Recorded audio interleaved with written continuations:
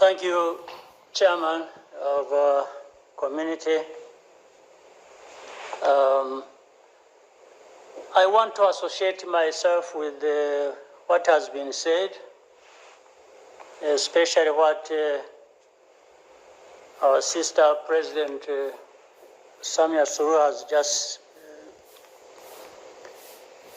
mentioned. But before that, let me raise a couple of questions maybe to guide us. I don't know if that is possible. One, is there anybody among us who did not see this coming? I for one, I saw it coming to be where we are now. I saw it coming because I did not see who was taking charge of the process, who was listening, who was trying to provide any kind of guidance as to what we should be doing from one thing or one day to another. And by this, I want to also ask, as the East African community, what did we want from the beginning, or what did we do about that? What are we doing now, and what do we want to do for where we want to go? Because exactly like President Sami has mentioned, if it is talking about problems and defining them, and I think we have been very eloquent. We have talked about all kinds of things. But when do we match what we are saying and what we are doing so that we get to what we want? When do we come to that? I haven't seen it. President, I asked last time in our meeting, the last summit, where is East African community, or does it exist? And exist for what? By the way, even now the person or the country we are talking about is not represented as we are discussing. And it is supposed to be, the country is supposed to be part of East Africa, but nowhere to be represented.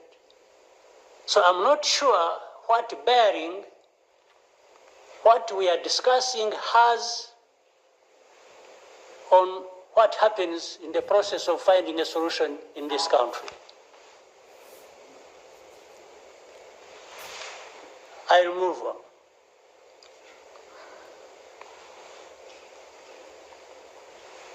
The conflict that was created from the time we had the East African community get involved in trying to help in Congo, and later on when the East African force was trying its best and we are seeing progress, Tshisekedi decided they are not doing what he wanted and went to SADC. SADC agreed they would come and do what he wanted and sent everybody else packing. And that we complied and kept quiet. What really did we expect to come out of this? Now, worse still, I think even in East Africa itself, ourselves,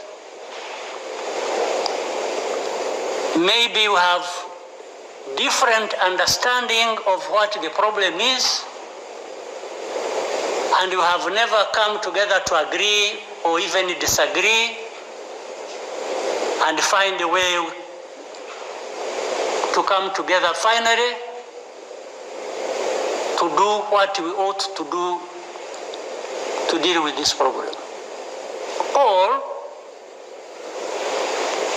we simply decided, each country, to move on its own with a different agenda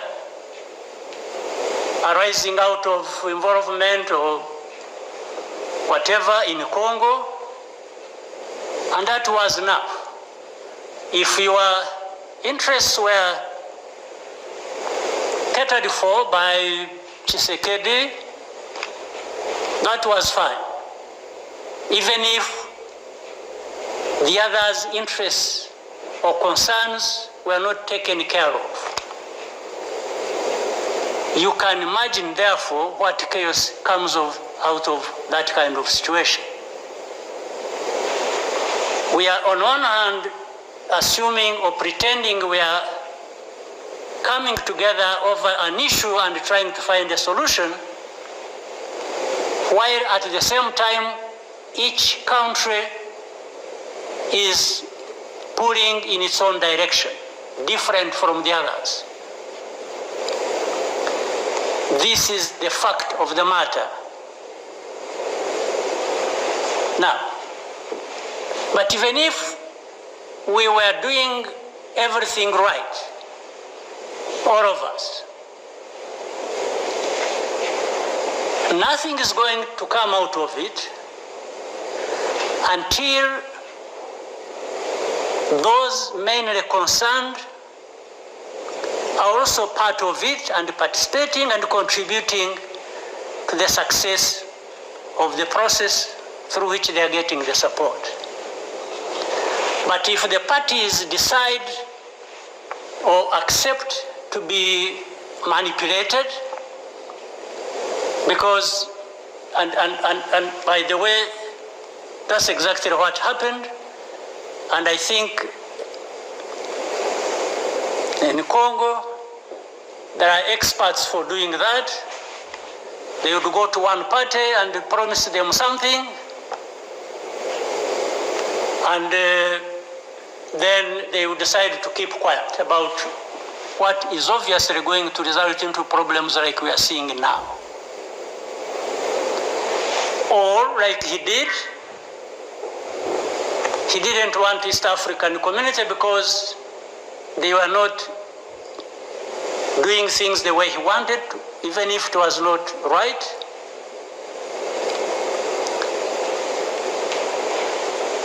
He got rid of them and he decided to bring in SADC. SADC was, without any question, coming to assist Tshisekedi to fight alongside FDLR, these murderers of our people here in this country, to fight against mercenaries, and to have Burundi on ethnic political basis decide to support Tshisekedi in whatever endeavor, including exactly doing what those murderers did to our people and what they are doing in Eastern Congo. They have displaced people, they have killed people, they have persecuted them on a daily basis for who they are. We have refugees here who have been here for the last 20 plus years, just dislocated from Congo and sent to Rwanda because they say these are ethnic Tutsis and therefore they belong to Rwanda, they don't belong there. And everybody is around. I don't know how many entities we have in Congo, honestly. We have MONUSC, we have some DRC, we have mercenaries, we have Burundi, we have FDLR that has joined them, and everybody is there watching this thing, and we pretend it's like we don't understand what has been going on for all these years. And then when things like this of last week erupted, we behave like we are surprised or we are concerned about humanitarian crisis, about this and that. Isn't persecuting and killing people and displacing them part of that humanitarian concern? So, as East Africans, we sit here and then do what about it? For the last 2 days, on Monday and today this morning, I spoke with the President of South Africa, who sought me out to speak with me on this matter because of their involvement in Eastern Congo. And he's also there pretending to be playing a peacemaker role. And he has a force that has been fighting alongside FDLR and has been fighting the M23 on the instructions of Tshisekedi, because these are people who are not supposed to be in Congo, that these are from Rwanda, or the M23 are not Rwandans, please. These are Congolese, and one time he accepts it, then another time he says no, part of it is yes, and then the other part is from Rwanda, and these are He keeps on going. And how do we, leaders of our own countries, accept this to go on forever and just accept that we shall be manipulated by Tshisekedi or whoever is supporting him? And South Africa dares even issue threats about what is likely to happen after that, and so on and so forth. Of course, we will see what threats they are talking about. Maybe they should have done that exactly for which they have been issuing threats. They should have done it to clean up the mess in Eastern Congo, or to fight back those who have been trying to clean up the mess. So then you have the whole international community just confused. They talked about Rwanda, they talked about the Nairobi process. Honestly, even here, maybe you will help me understand what all this means. The processes became an end in themselves. And the people leading these processes became more important than the results of the processes. The Nairobi process became a whole process. Then the Rwanda process, it's like you can't say anything that will displease President Lorenzo. Definitely, this does not help deal with such a serious matters as we are faced with today. That in the end, just because they can't be addressed, we have such a situation that like we have now. And if anybody, and above all, I don't understand how Tshisekedi keeps thinking that he will resolve the problems to do with rights of people militarily. Kill them, shoot them, bring in forces that are ready to help, like especially Burundi. Well, I don't know whether that has been helpful for the last few days or weeks. They have been doing that. So I want us to, Chairman, Your Excellencies, I want us, whatever we are saying and whatever we intend to do, we capture the context rightly and then proceed based on that, and maybe we can get somewhere. But otherwise, if we keep saying good things, saying that, and to each other being nice, and then each one fulfilling their own interests other than others' interests, common interests we have as East Africans, then I don't see how we are going to contribute effectively to finding a solution.